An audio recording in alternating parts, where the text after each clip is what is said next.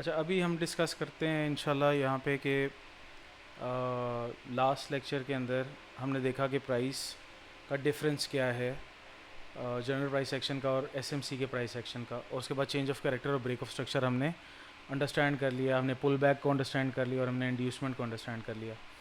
अब हम यहाँ पे बेसिकली यहाँ पे डिस्कस ये करना चाह रहे हैं कि जब हायर टाइम फ्रेम के पॉइंट ऑफ इंटरेस्ट को अगर प्राइस हिट करती है तो प्राइस कैसे बिहेव करती है।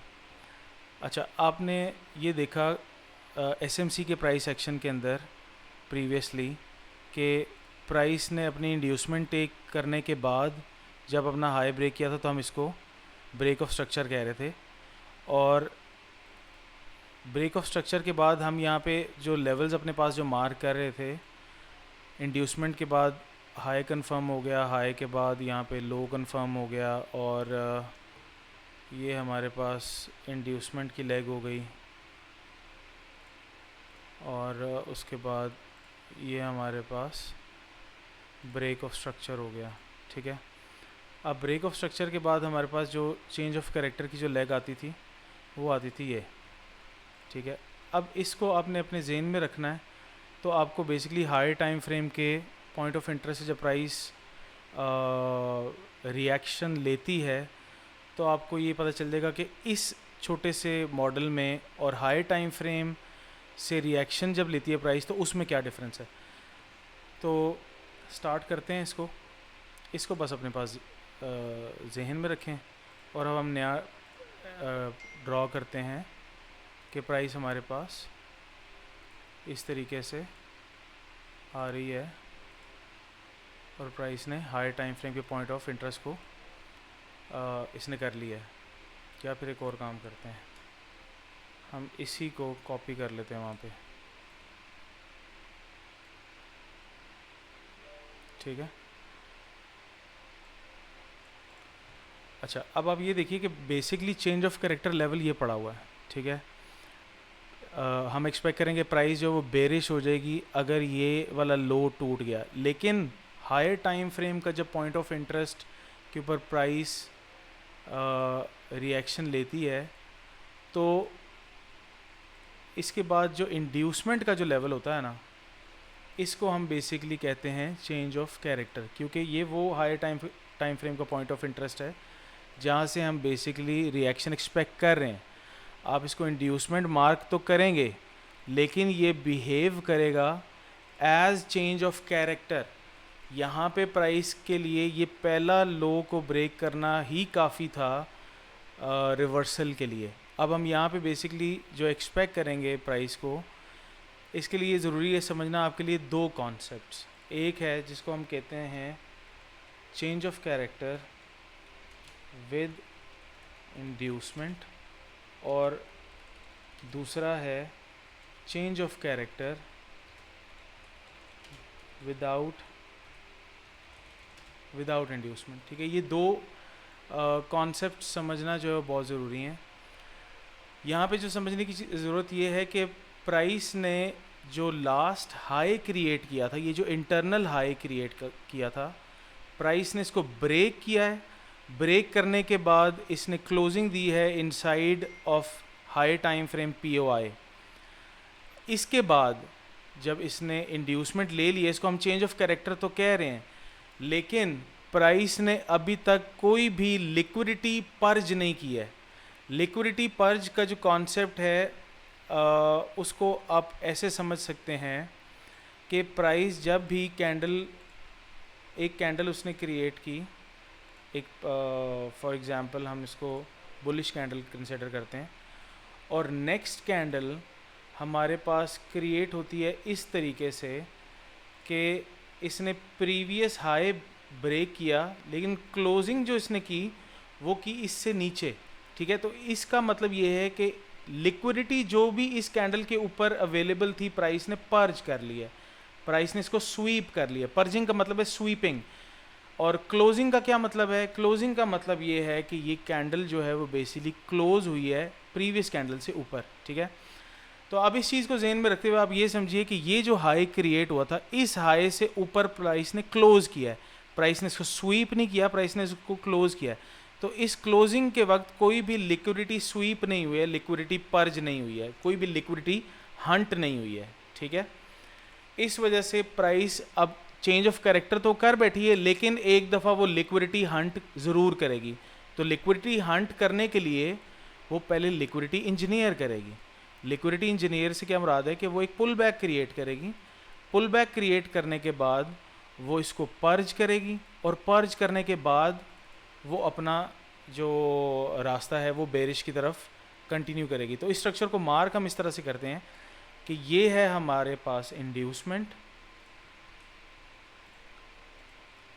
अब ये देखिए, ये change of character with inducement, ये पूरा कॉन्सेप्ट आपके पास change of character with inducement बन जाता है। इसमें विद इंड्यूसमेंट ये वाली जो एरिया है उसका पर्पस सिर्फ ये था क्योंकि प्राइस ने यहाँ पे लिक्विडिटी कोई भी हंट नहीं की थी, यहाँ पे प्राइस ने ऊपर क्लोजिंग दी थी, प्रीवियस हाई से ऊपर क्लोज किया था। तो अब एक दफ़ा इसको लिक्विडिटी हंट करना ज़रूरी है।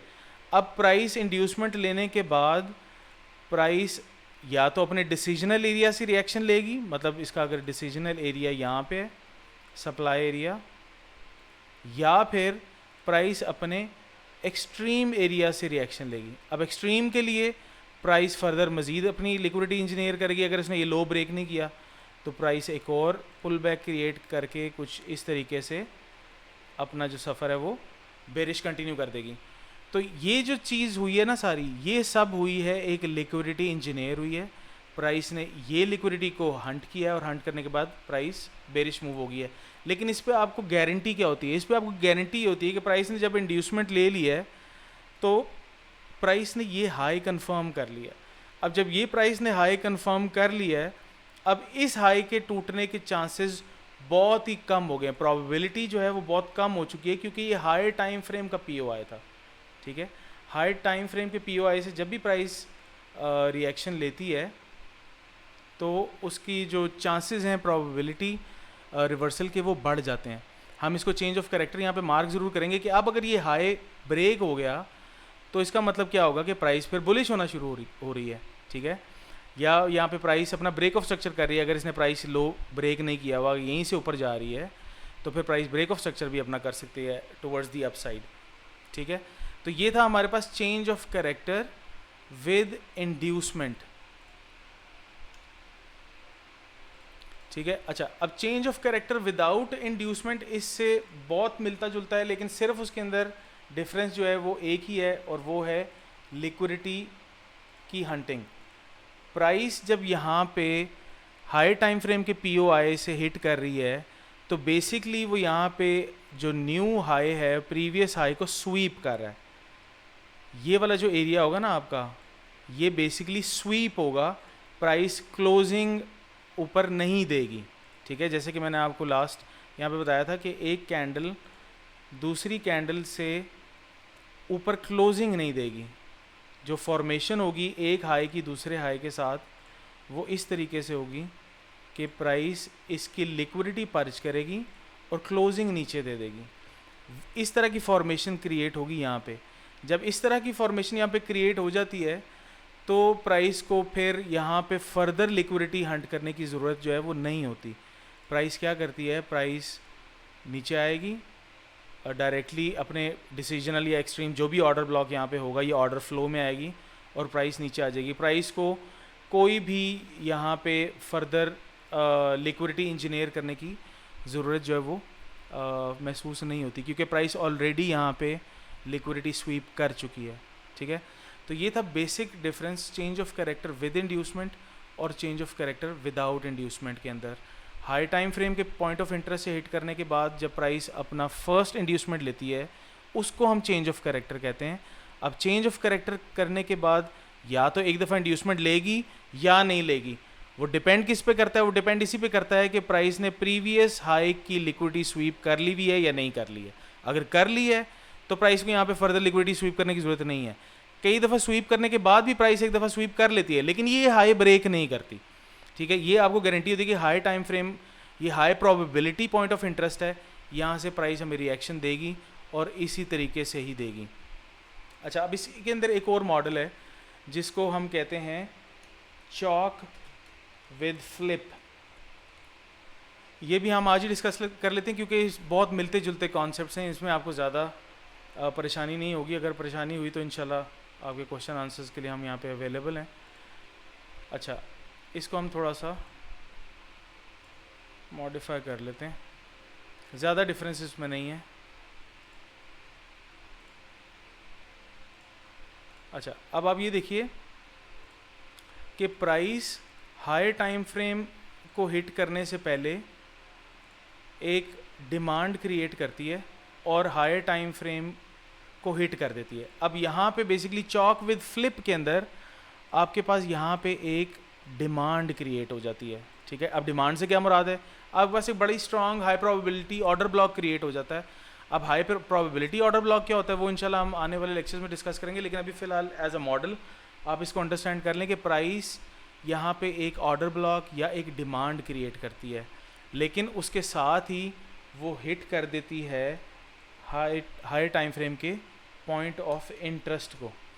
अब जब हाई टाइम फ्रेम के पॉइंट ऑफ इंटरेस्ट को प्राइस ने हिट कर दिया तो अब हम एक्सपेक्ट कर रहे हैं कि प्राइस नीचे आएगी।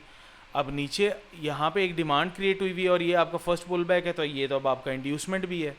अब यहाँ पे आप एक्सपेक्ट कर रहे हैं कि प्राइस जैसे ही इंड्यूसमेंट ले लेगी तो ये तो चेंज ऑफ कैरेक्टर हो जाएगा, लेकिन प्राइस क्या करती है इस सिचुएशन में, प्राइस इस डिमांड से रिएक्शन लेती है, रिएक्शन लेने के बाद एक सप्लाई क्रिएट करके फिर चेंज ऑफ कैरेक्टर करती है। तो यहाँ पे क्या हो जाता है, डिमांड टू सप्लाई एक फ्लिप क्रिएट हो जाता है। आपके पास डिमांड से प्राइस रिएक्शन लेके एक सप्लाई क्रिएट करती है और फिर चेंज ऑफ कैरेक्टर कर देती है। अब हाई टाइम फ्रेम से रिएक्शन उसने ले लिया हुआ है, फर्स्ट पुल बैक आपका चेंज ऑफ कैरेक्टर होगा, बीच में सिर्फ एक डिमांड की एडिशन हो गई थी, वो डिमांड सप्लाई में कन्वर्ट होगा और उसके बाद चेंज ऑफ कैरेक्टर कर देगा। अब इसके चेंज ऑफ कैरेक्टर करने के बाद आपको पता है कि अब प्राइस ने, अब यहाँ पे वही वाले दो सिनेरियोज होंगे। अब वो दो सिनेरियोज क्या होंगे, आपकी भी रिवीजन हो जाएगी यहाँ पे। वो सिनेरियोज क्या हैं कि ये change of character with inducement होगा या फिर change of character without inducement होगा, ठीक है। यही दो चीज़ें होंगी, या चेंज। अब यहाँ पे क्या होगा, बीच में सिर्फ एक नई एडिशन हुई है ना डिमांड की, लेकिन होगा क्या, हाई टाइम फ्रेम के पॉइंट ऑफ इंटरेस्ट से उसने रिएक्शन लिया है और अगर पिछले हाई से ऊपर इसने क्लोजिंग दी है, स्वीप नहीं किया हुआ, तो हमें change of character with inducement देखना है। अब प्राइस ने यहाँ पे चेंज ऑफ कैरेक्टर कर लिया, ऊपर सप्लाई बना के चला गया, लेकिन अब आपको पता है कि ये जो फर्स्ट पुल बैक है ये तो change of character with inducement के खाते में आ जाएगा, और ये इंड्यूसमेंट इसको पर्ज करना तो लाजमी है। तो इसको जब वो पर्ज करेगा तो फिर वो एक्सट्रीम से रिएक्शन लेके नीचे आएगा, तो ये सप्लाई आपकी एज इंड्यूसमेंट के तौर पे आ जाएगी, इसलिए इसका कोई अमल दखल नहीं आएगा बीच में।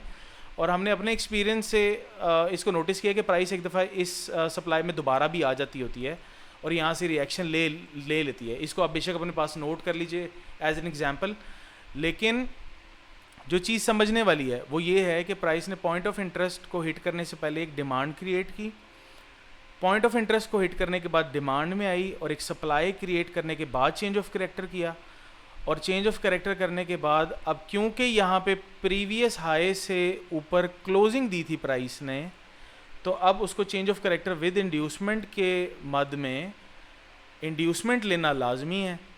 तो ये जो सप्लाई है ये पर्ज लाजमी होगी, ये वाली, और प्राइस इवेंचुअली हमारे पास एक्सट्रीम ऑर्डर ब्लॉक से रिएक्शन लेगी और उसके बाद प्राइस जो है अपना सफ़र जो है वो बेरिश जारी करेगी। ये सिर्फ आप अपने ज़हन में रखिएगा कि यहाँ पे प्राइस ने क्लोजिंग दी है अबव, ठीक है। अच्छा, अब इसी सिचुएशन को अगर हम डिस्कस करें change of character with inducement के बाद, अगर हम इसको change of character without inducement के तौर पे इसको डिस्कस करें तो फिर प्राइस क्या करेगी वो भी आपको बता देता हूँ। इसको हम मूव कर देते हैं यहाँ पे।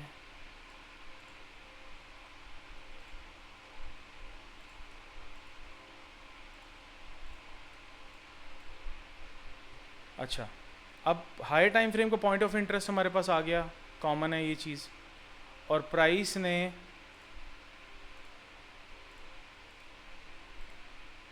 हाई टाइम फ्रेम का पॉइंट ऑफ इंटरेस्ट को हिट करने से पहले एक डिमांड बना दी। डिमांड बनाने के बाद प्राइस ने डिमांड से रिएक्शन लेके सप्लाई क्रिएट किया। सप्लाई क्रिएट करने के बाद प्राइस ने एक और पुल बैक क्रिएट किया। अब प्राइस डायरेक्ट सप्लाई में आई और प्राइस नीचे आ गई। इस कॉन्सेप्ट को भी मैं आपको समझा देता हूँ एक दफ़ा, इसको मैं मार्क कर लूँ। अब देखिए ये क्या है हमारे पास, ये हायर टाइम फ्रेम का पॉइंट ऑफ इंटरेस्ट है। प्राइस ने हमारे पास जो डिमांड क्रिएट की वो थी प्राइस की यहाँ पे। प्राइस ने डिमांड को हिट करने के बाद यहाँ पे एक सप्लाई क्रिएट की। अब सप्लाई क्रिएट करने के बाद प्राइस ने ये पुल बैक बनाया था जो कि हमारे पास बिल्कुल इंड्यूसमेंट था, लेकिन क्योंकि प्राइस ने दोबारा नीचे एक पुल बैक बना दिया है, अब इंड्यूसमेंट हमारे पास ये है। तो अब हमारे पास जो ये ऊपर वाला एरिया है ये बिल्कुल भी इंड्यूसमेंट के तौर पे काउंट नहीं करेगा। अब ये सप्लाई हमारे पास स्ट्रॉन्ग सप्लाई है, क्योंकि ये डिमांड से रिएक्शन लेने के बाद ये सप्लाई क्रिएट हुई है। अब अगर इस सप्लाई से ऊपर हमारे पास एक्सट्रीम ऑर्डर ब्लॉक भी एक अवेलेबल है, अब यहाँ पे आपको गारंटी होगी कि प्राइस हमारे एक्सट्रीम के ऊपर नहीं आएगी, क्योंकि यहाँ पे डिमांड टू सप्लाई एक फ्लिप क्रिएट हुआ है और इस सप्लाई की, इस डिसीजनल ऑर्डर ब्लॉक की प्रोबेबिलिटी एक्सट्रीम ऑर्डर ब्लॉक से ज़्यादा हो गई है। ठीक है, कई दफ़ा लोग कहते हैं कि हमें ये पता चल जाए कि ऑर्डर ब्लॉक्स दो पड़े हुए हैं हमारे पास, डिसीजनल भी है एक्सट्रीम भी है, तो प्रोबेबिलिटी किसकी ज़्यादा है। तो इस change of character with inducement या change of character without inducement इससे मैटर नहीं करता, लेकिन चॉक विद फ्लिप की वजह से, क्योंकि प्राइस ने यहाँ पे डिमांड क्रिएट की थी और इवेंचुअली इस डिमांड से रिएक्शन लेने के बाद प्राइस ने एक फ्लिप सप्लाई क्रिएट कर दी है, तो इस डिसीजनल सप्लाई की प्रोबेबिलिटी एक्सट्रीम से ज़्यादा हो गई है। ठीक है, तो ये कॉन्सेप्ट जो था यहाँ पे बहुत ज़रूरी था समझना कि चॉक विद फ्लिप एंट्रीज़ कैसे होती हैं और डिमांड जो है वो सप्लाई में कैसे क्रिएट होती है और किसको फ्लिप एंट्री कहा जाता है। वो बेसिकली हमारे पास ये दो मॉडल्स हैं। इसके अंदर जो विदाउट इंड्यूसमेंट वाला कॉन्सेप्ट है वो एग्जैक्टली वैसे ही होगा जब प्राइस ऊपर स्वीप कर देगी, ये वाला हाई। दोनों सिनेरियोज में हो सकता है, इस सिनेरियो में भी हो सकता है, इस सिनेरियो में भी हो सकता है। तो with inducement and without inducement वो आपको कॉन्सेप्ट समझ में आ गया। लेकिन जब अगर प्राइस एक डिमांड स्ट्रॉन्ग क्रिएट करके हाई टाइम फ्रेम के पॉइंट ऑफ इंटरेस्ट को हिट करती है, तो डिमांड से रिएक्शन प्राइस लाजमी लेती है, लेकिन उसके बाद इवेंचुअली एक सप्लाई क्रिएट कर देती है जिसकी प्रोबेबिलिटी ज़्यादा हो जाती है और प्राइस इवेंचुअली वहाँ से नीचे आ जाती है। ठीक है, तो ये था हमारा चॉक विद फ्लिप का मॉडल। इसमें अगर आपको कोई क्वेश्चन है तो आप काइंडली मुझसे पूछ लीजिए। We are all here to help.